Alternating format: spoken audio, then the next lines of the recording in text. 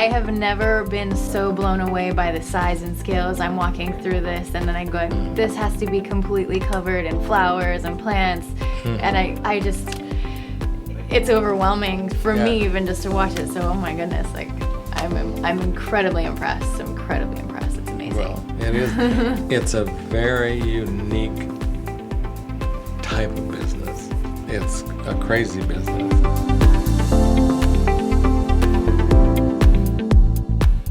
I like floats for different reasons, because they were hard to build or figure out, or it had a lot of animation, or it just came out beautiful that it just like it took your breath away to see it. It's kind of fun to do unique things. One year first time ever we did somebody on a zip line that was on a float. Other times we had flames coming out of a volcano that shot up 30 feet in the air. Oh my goodness.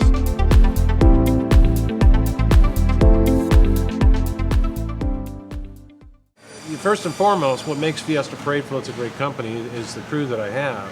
You know, I'm just somebody that kind of walks around and points and does things, but you know, I got a great crew that's just incredible, and with their talents, and they all have their specialty, whether they're just doing the heavy steel work, or they're forming the steel to make the different figures, or the people in the art department, or people that are taking a block of foam and carving it to make a face. There's the mechanics that have to make all these different things run and work. And then there's the animation area, you know, those different proponents that go into a float whether it's electric motor for the animation or hydraulics or pneumatic. Everything's kind of a little bit different, fun on this creativity. And it's all for a live TV show. So you know, I can't say, gee, we'll be ready, you know, 2 days after January 1st. It doesn't work that way. So, you know, each one is a new challenge. Each one has its own ups and downs or its hiccups. And I think it's become kind of a second nature to me because I've been doing this type of thing. I look at things entirely differently than most people would do. I will look at the concept, I'll look at the design, I'll look at the structure that's being done in the raw steel and that, and I can visualize what I want it to be when it's completed and when it hits that street.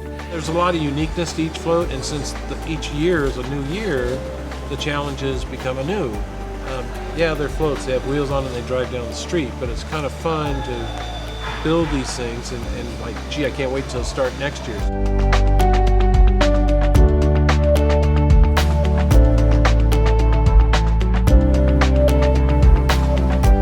What would you say is your favorite process of making the floats? I kind of have three. One is, it's kind of fun for me to try and figure out how to build them, how they work, how they move, how they bend up and down. Construct, I do my own engineering. The second is seeing these floats come to life with the creative mind of Jim Hine, who's Vice President Float Director here at Fiesta Parade Floats, and he's been prize winning. He's won more prizes as a float director than any other float director in the history of the Rose Parade. So Jim is extremely talented. I am very fortunate to have a wonderful staff of floral designers that I bring together to put the icing on the cake, so to speak, who have, you know, knowledge in the floral industry and who are very creative. And when I present, you know, my concept to them, I have to turn it over to people to execute it. And 9 times out of 10, it's always so much more than I ever anticipated, which is very, very, very rewarding to me to see somebody else take what I thought of and them just to take it 1 or 2 steps up above that. That's really great to see. It's just kind of fun to see the floats go down the street and you see people react and like, wow, that's fun, or that's cool, they're pointing. So it's kind of fun to see people maybe take a slight pause in life and have something fun to look at. So, Oh, I like that. So I kind of like all 3 of those areas.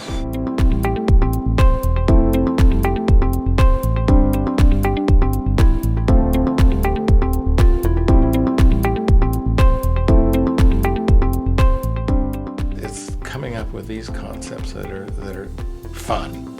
Yeah. They're challenging, but they're fun. And you try something and maybe it doesn't work. It might just look like look trash, and so, but at least you know. We come together and we have an opportunity to create something that's unique and special that warms the heart of the client because their input on what they want in their design. There's a meaning for these designs, and when you get the right design concept, the client's going to go, yeah, that's it. And then it's our job to turn around and take that two-dimensional drawing, put it into a three-dimensional rough construction model so we can kind of see it in a three-dimensional state, and then start creating the float. And it is, most of the time it's fun. There's some times that are pretty tough when we're dragging our feet because we're working long hours. I'll get most of my ideas is either walking through a produce, going down to the produce market in Los Angeles and just cruising through the aisles of things that are there, and you'll look at a particular vegetable or some sort of a leafy product, and you don't look at it as a salad or as a nice entree. You look at it as, wow, that would make a really good fish skin or whatever the things just pop into your head like that.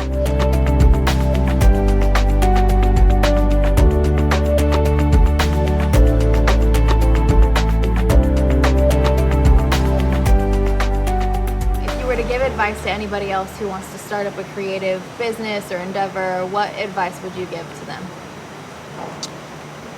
I certainly encourage people to do what they want to do versus being forced to do something per se. I think you get more out of a job if you can go chase your dreams, as they say. I think if people want to be creative, they should follow their heart, follow their dreams.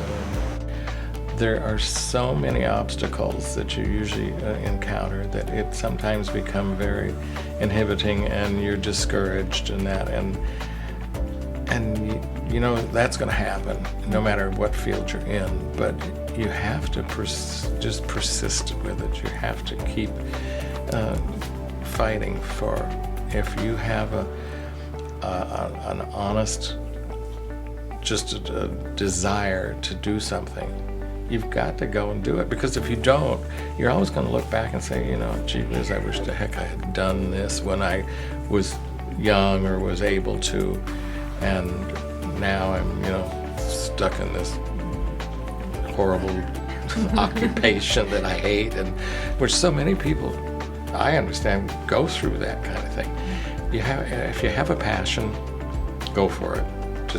Just go for it. If you flop on your face, at least you tried. Right. At least you tried. Love that.